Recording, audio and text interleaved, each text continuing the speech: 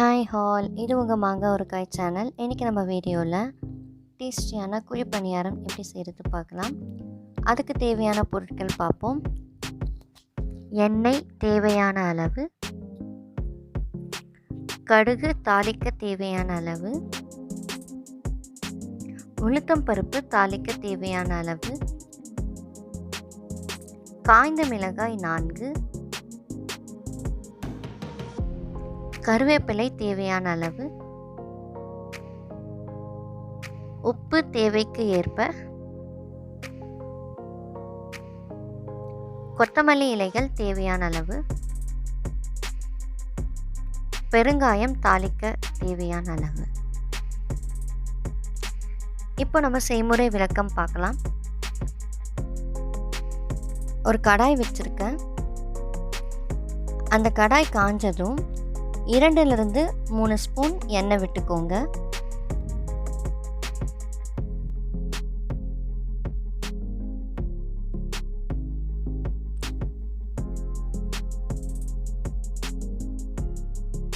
எண்ணெய் நல்லா காஞ்சிடுச்சு. இப்போது கடுகு சேர்த்துக்கலாம். கடுகு நல்லா பொரிஞ்சதும் உளுத்தம் பருப்பு சேர்த்துக்கோங்க. இது ரெண்டுத்தையும் நல்லா மிக்ஸ் பண்ணி விட்டுருங்க. இது ரெண்டும் நல்லா பொரிஞ்சு வந்ததுக்கப்புறம் கொஞ்சம் பெருங்காயம் போட்டுக்கோங்க.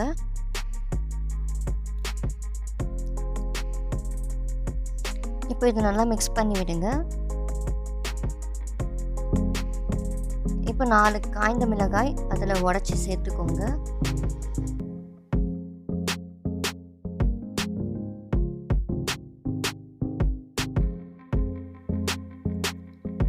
இதெல்லாம் சேர்த்த பிறகு நல்லா தாளித்து விட்டுருங்க. இப்போ கொஞ்சம் கருவேப்பிலை சேர்த்துக்கோங்க. கருவேப்பிலை நல்லா பொரிஞ்சு வரணும். இப்போ இது நல்லா பொரிஞ்சு வந்துருச்சு. இப்போ இறக்கி வச்சுக்கலாம்.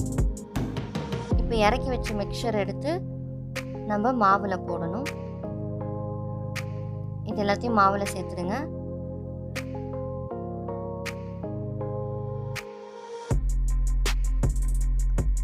இப்போ இது எல்லாத்தையும் மாவில் நல்லா கலந்து விட்டுக்கோங்க. மாவு நல்லா திக்காக இருக்கணும். கொஞ்சம் இட்லி மாவு மாதிரி கொஞ்சம் நல்லா திக்காக இருக்கணும். இப்போ நம்மளோட மாவு ரெடி ஆயிடுச்சு. இப்போ நான் ஒரு குழி பணியார கல் எடுத்துருக்கேன். ஸோ அந்த கல்லில் எண்ணெய் தடவி அடுப்பில் வச்சு காய வச்சுருக்கேன். இப்போ கல் காஞ்சிடுச்சு. இப்போ நம்ம மாவு ஊற்ற ஸ்டார்ட் பண்ணிடலாம். நம்ம ஒரு குழிலையும் மாவு பொறுமையாக ஊற்றுங்க. இப்போ உங்களுக்கு கரண்டியில் ஊற்றும் போது சிந்துற மாதிரி இருந்தது, அதாவது சைடில் விழுற மாதிரி இருந்துச்சுன்னா நீங்கள் ஸ்பூனில் கூட கொஞ்சம் கொஞ்சமாக ஒரு சின்ன கரண்டியில் எடுத்து ஊற்றுங்க.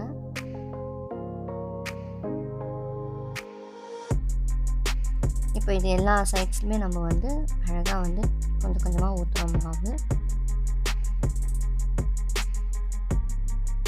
இப்போ மாவு எல்லாமே நான் ஊற்றியாச்சு.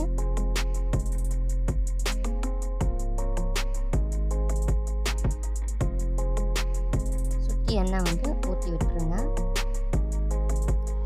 இது உங்களுக்கு இன்னும் நல்லா வேகணும் அப்படின்னும் போது இது மேலே ஒரு சின்ன மூடி போட்டு ஒரு 2 மினிட்ஸ் விட்டுட்டு எடுத்திங்கன்னா நல்லா வெந்து வந்த மாதிரி இருக்கும். இப்போ இது நான் வெந்துச்சான்னு சொல்லிவிட்டு நான் இதை ஒன்று திருப்பி போடுறேன். இப்போ நல்லா வந்திருக்கு. நீங்கள் இந்த மாவு ஊற்றும்போது இதை சுடும்போது நம்ம சிம்மில் வச்சுருக்கணும். நீங்கள் ஃபுல்லாக வச்சிங்கன்னா கருகிடும். அதனால் சிம்மில் வச்சே இந்த மொத்த குழி பணியாரத்தையும் சுட்டு எடுத்துடுங்க. இது பாருங்கள், அழகாக வந்திருக்கு.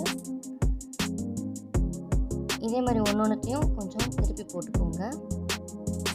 இந்த டிஷ் பார்த்திங்கன்னா நம்ம லஞ்ச் பாக்ஸ்லேயும் கிட்ஸுக்கு கொடுத்து அனுப்பலாம். நம்ம வீட்டில் ஸ்நாக்ஸு கூட நம்ம இதை எடுத்துக்கலாம். இதுக்கு நல்ல ஒரு சைட் டிஷ் அப்படின்னு பார்த்தீங்கன்னா கார சட்னி சூப்பராக இருக்கும்.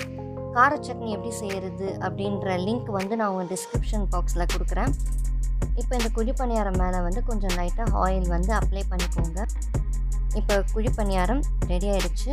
இதை நம்ம தனியாக பிளேட்டில் சர்வ் பண்ணிக்கலாம்.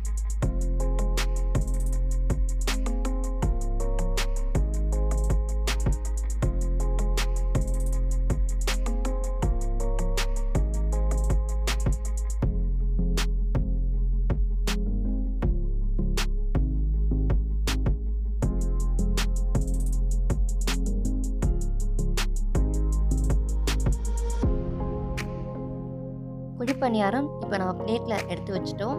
இது மேலே கொஞ்சம் கொத்தமல்லி இலைகளை தூவி விட்டுக்கோங்க. சுவையான குழிப்பணியாரம் ரெடி ஆயிடுச்சு. It's ready to serve. நீங்களும் இந்த குழிப்பணியாரம் செஞ்சு பார்த்துட்டு உங்கள் கமெண்ட்ஸ் எங்கள் கூட ஷேர் பண்ணிக்கோங்க. Thank you for watching.